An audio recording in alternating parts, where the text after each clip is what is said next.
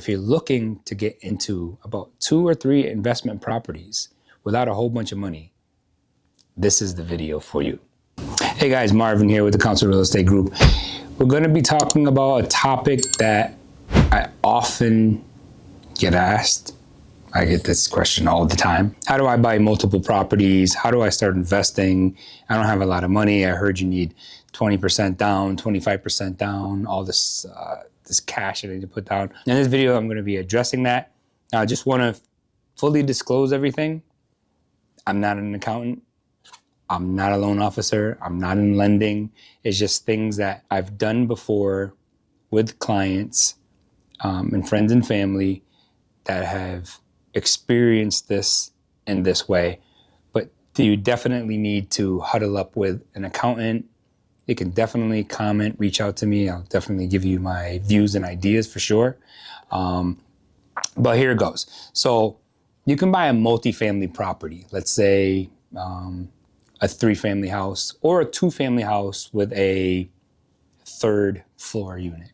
And if you're getting something called an FHA loan, it's a loan designed to get in the game, right, as a first-time home buyer for 3.5%. So if I bought a house for $100,000, I only need to put down $3,500. We all know the prices of homes are way more than that. That's just a number because my math is terrible. So when I buy that first property, right, and I put 3.5% down, and I'm going to pay the mortgage on that property for a couple years, I'm going to pay towards the principal. I'm going to build some equity in that property. Now, granted, this is in market conditions where the property values are going up. They can go down. So again, I'm not a fortune teller, just stating this particular example. So the house is going up in value. And what I can then do is say, hey, the person that gave me a loan originally is approach them and say, okay, I want to buy another property. A second property. Can I do that? Sure. You have 20 or 25% down? No, I don't. Okay, no problem. Here's a solution.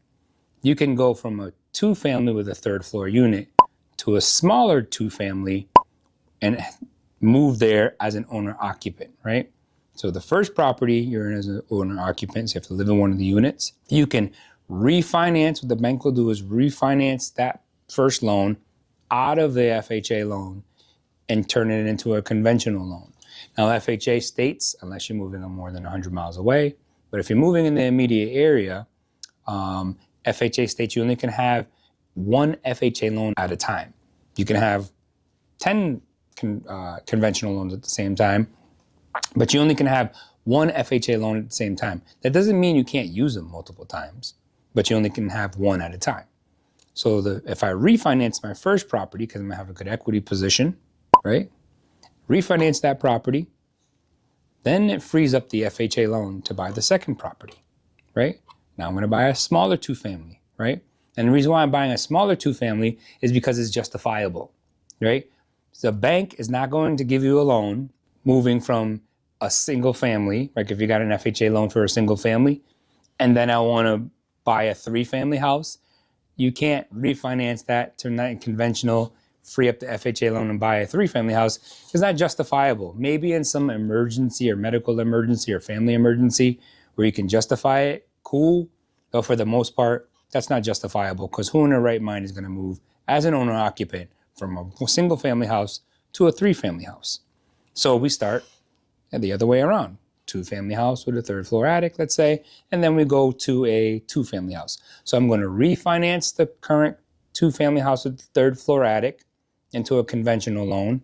It's going to free up the FHA loan. Then I'm going to use the 3.5% I only have to put down on the new 2-family property, right? 3.5% is required for me to put down. So let's say if that house is $100,000, I'm only putting down $3,500 on that second property, right? Now, we're all geared up now. We own 2 properties within 2 or 3 years, right? So one thing you need to address and one thing you need to remember is when you're filing your income taxes, right? Again, this is going to boil down to you talking to your accountant, your tax people. You need to be able to, unless you make a whole bunch of money, you need to be able to justify your debt to income ratio to the lender and show them that you can afford the second property. Remember, they're going to be using some of the rental income as your income. But if you filed losses on your income taxes for the first couple of years for that first rental property you had, it significantly impacts your debt to income ratio. And you're telling the lender that you didn't make any money. So how in the world can you get approved for the second property? But again, this is a perfect world. Not perfect world because I've done this several times with other clients, helped other clients. But for the sake of this video, the client filed taxes, or you filed your taxes appropriately. You reported the gains. It adds to your income that you currently make at your job, and it allows you to be approved for the second property. Now, I have the second property, right? So I've had the second property. It's a smaller 2-family house. I live in 1 unit. Another 2 or 3 years goes by. Remember, the market conditions are great still in this time. Increased values. I paid towards the principal. I have a good equity position. What I can do to that property now is I can refinance that property, free up, turning into a conventional loan, freeze up the FHA loan again, and then I can buy a single family property to actually live in as an owner occupant. Now I have a single family house with an FHA loan where I only have to put down 3.5%, right? If the house is $100,000, I'm only putting down $3,500. Now I have income coming from the 2-family. I have an income coming from the 2-family with the 3rd floor attic.